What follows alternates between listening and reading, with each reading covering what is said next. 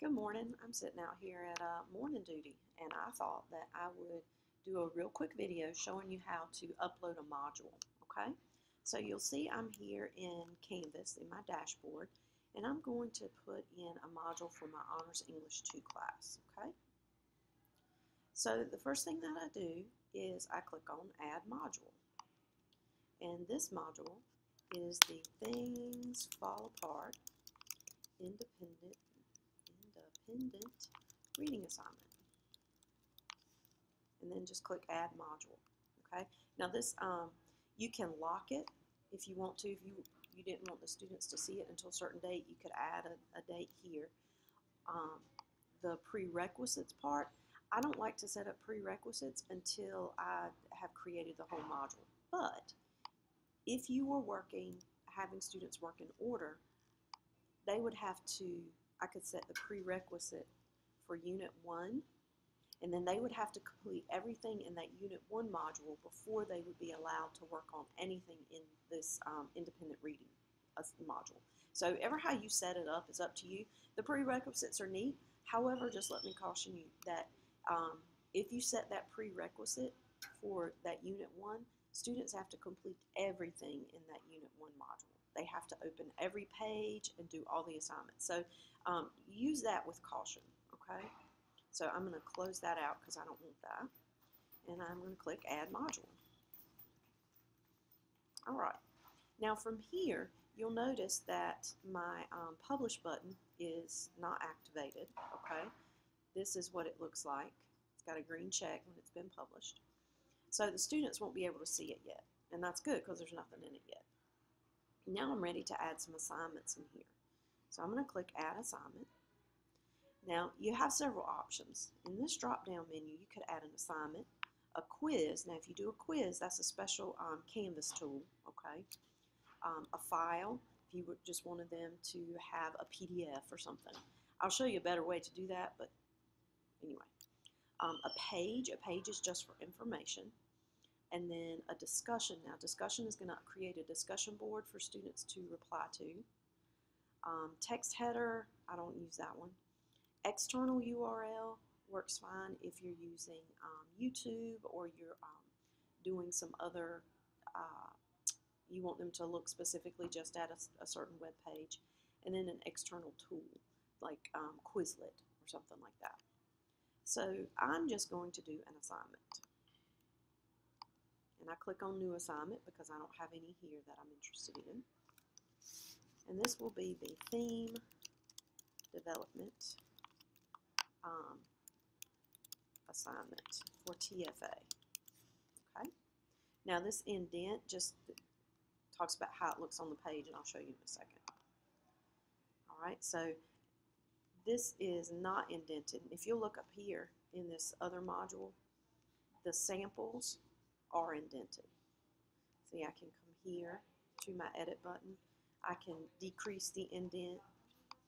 I could increase indent. It just makes it look nice. So I open this new assignment I've created, and I click on Edit. And now I'm ready to put in my assignment. Okay.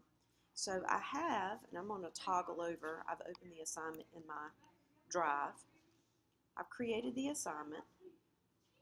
Okay, and we went over this in class, so the students have seen this before.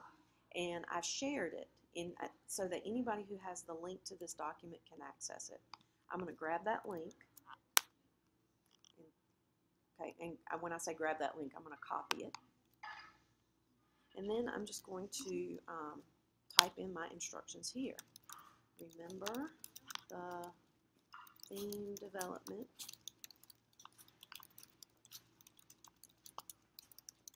in class.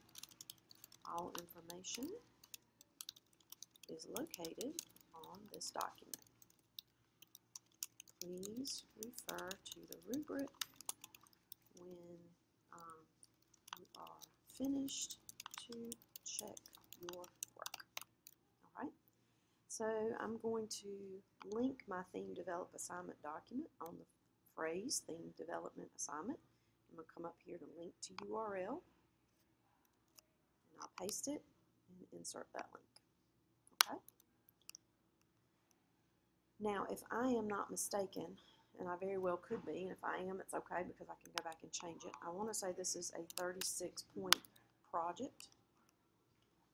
My students are they can either submit on paper, which will be fine, or online. Now, when I click online, I get several options. A text entry option is just going to be a place for them. People are chatting down the hall, sorry.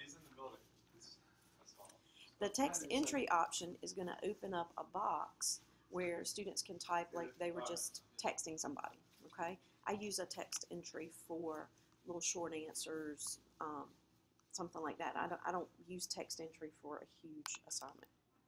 The website URL, that's the one I like, okay? Media recordings, if they were to make a video for you, or if they were to just take some pictures or whatever, or file uploads, either of these. This is not a group assignment. I'm not requiring peer reviews. People think I'm crazy because I'm talking to myself. I'm not going to have this sync to PowerSchool. I don't do that. But if you're going to use Canvas a lot, I recommend you do. And there's some certain quirks to that I can talk to you about later. And then I'm ready to put in my due date here. Okay? The due date for this is October the 8th. Okay? And I'm going to click on Save. I'm not going to do Save and Publish it because I'm not ready to publish it. And then I like to check it just to make sure I haven't made a mistake. I'm only linking one thing in here, so I probably haven't. And now I'm ready to put in my rubric. And this is really where things get magical, okay? Now, I'm going to find a rubric. If you haven't made any rubrics before, you would give it a title. You have to click Edit to just enter your criteria and then your ratings, and you can change these point values. But I've done a rubric, so I'm going to go find it. Let's see.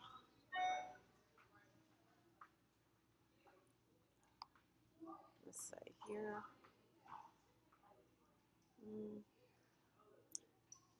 It's called Streetcar Independent Reading. Let's make sure that's right.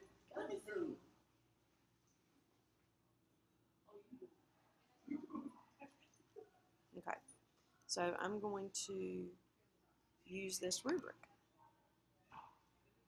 All right, and now I'm going to change the name of it because it's not Streetcar, it's Things Fall Apart, Independent Reading. And then I'm going to scoot down here and click Use this rubric for assignment grading and update rubric. And there you go. Now here's how that's going to look. All right, let's go ahead and publish it. And then once it's published, you'll get the speed grader over here. You click on speed grader, and you'll get a drop-down box of all your students' names. You'll notice none of them are highlighted because nobody's turned in the assignment.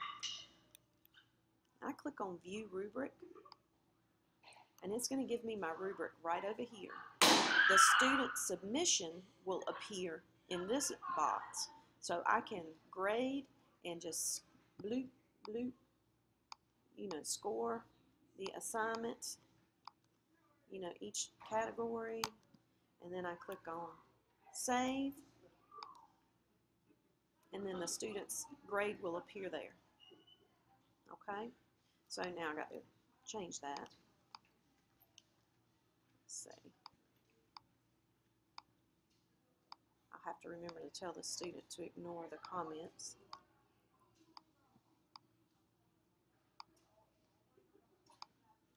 Okay. So that's how it works. All right. So in this video, you have now learned that you can upload a module and you have to publish it, so they're not going to be able to see it. How to create a module, how to put in an assignment, and how the rubric works. Now, if you have trouble creating your rubrics, just come by and see me because it's super simple. I'll be happy to show you. All right?